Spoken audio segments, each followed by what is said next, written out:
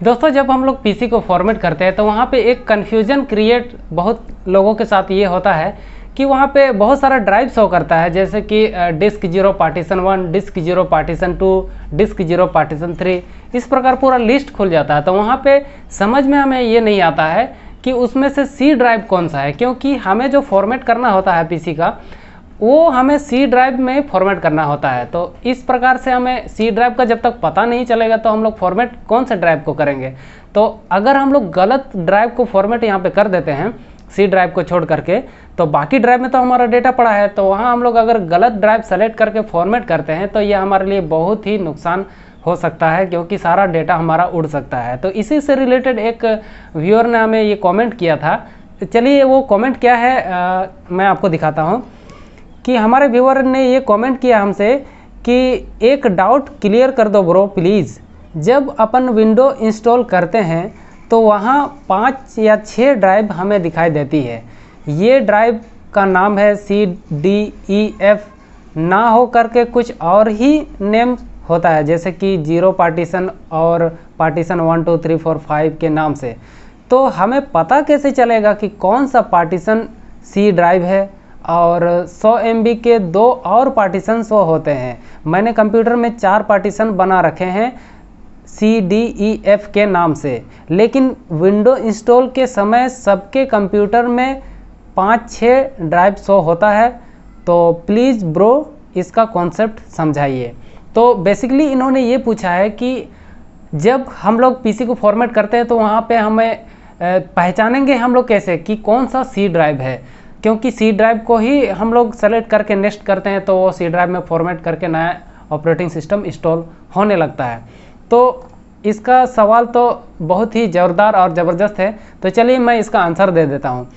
तो C drive को यहाँ पे हम लोगों को फाइंड करने के टोटल 4 ऐसे तरीके हैं, जिसमें से 3 तरीके मैं आपको बताऊँगा जो कि बिल्कुल सटीक हैं, और जो चौथा तरीका है वो उसमें थोड़ा सा कन्फ्यूजन क्रिएट हो जाता है कई बार, तो इसीलिए मैं उसको थोड़ा सा साइड में रखता हूँ।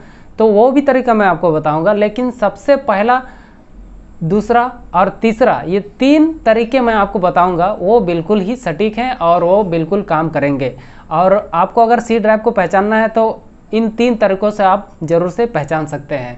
तो फॉर्मेट करते समय सबसे पहले तो आपको ये देखना है कि जब आप फॉर्मेट करते हैं तो अपग्रेड और कस्टम, ये 2 ऑप्शन आपको देखने को मिलते हैं। तो हम लोग कस्टम एडवांस सेटिंग को चूज़ करके जब हम लोग फॉर्मेट करते हैं तो हमें टोटल ढेर सारे ड्राइव शो होने लगते हैं।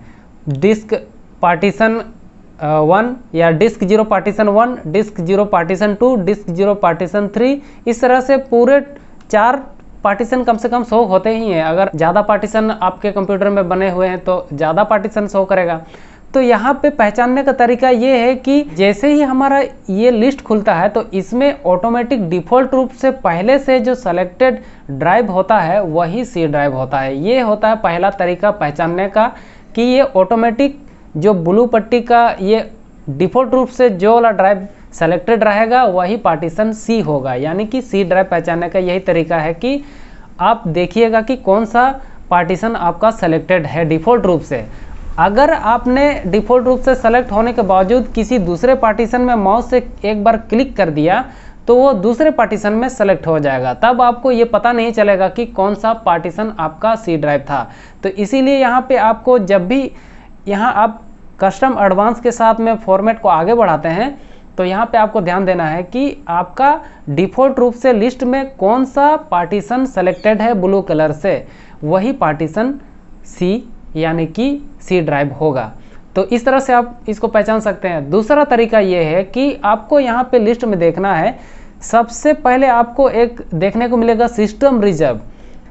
तो सिस्टम रिजर्व के ठीक नीचे वाला पार्टीशन जो होगा वो सी ड्राइव होता है।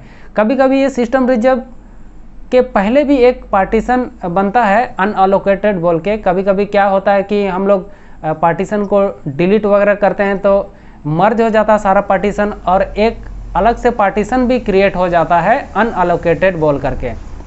जैसे कि मैं आपको यहाँ पे दिखा सकता हूँ, अनअलोकेटेड का एक पार्टीशन शो हो रहा है, आप देख सकते हैं डिस्क 0 अनअलोकेटेड, उसके बाद पार्टीशन 1, उसके बाद फिर अनअलोकेटेड। तो इस प्रकार से सीक्वेंस कई बार चेंज हो जाता है। तो इसीलिए आपको ध्यान देना है कि सिस्टम रिजर्व जो जहाँ पे जो वाला पार्टीशन लिखा हुआ रहेगा, सिस्टम रिजर्व के ठीक नीचे वाला जो पार्टीशन होगा वही सी ड्राइव होगा। तो इस तरह से आप सी ड्राइव को फाइंड आउट कर सकते हैं।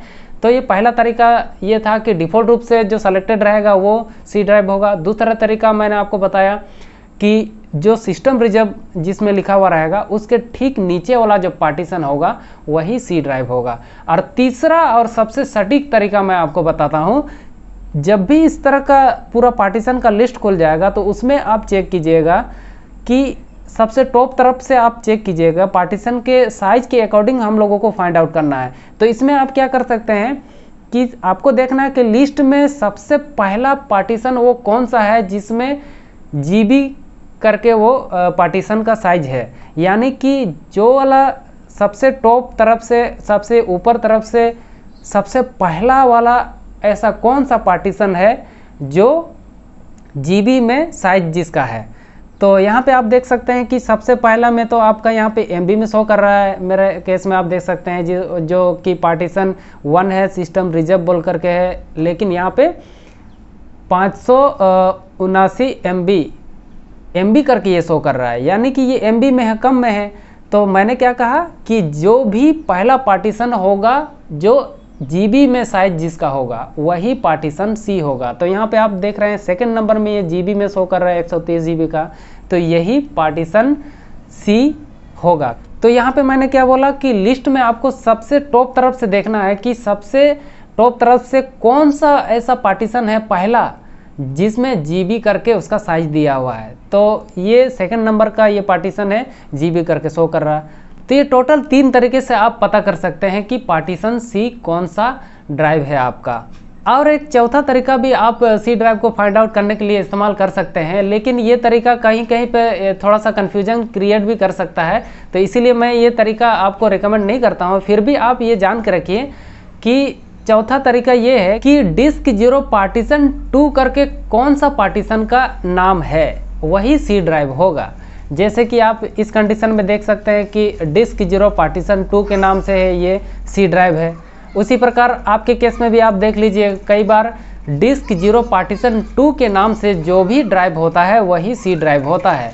लेकिन यहाँ पे कन्फ्यूजन क्रिएट तब होता है जब कभी कभी हम लोग क्या करते हैं कि पार्टीशन को सारा हम लोग डिलीट करते हैं। तो ऐसा कंडीशन में सारा पार्टीशन एक में मर्ज हो जाता है, एक ही में मिल जाता है। तो उसके बाद जब हम लोग नया पार्टीशन क्रिएट करते हैं तो वहाँ पे अनअलोकेटेड का एक अलग से पार्टीशन भी क्रिएट हो जाता है। तो ऐसे सिचुएशन में क्या होता है कि डिस्क 0 पार्टीशन 2 के नाम से जो भी ड्राइव होता है उसका सीक्वेंस चेंज हो जाता है।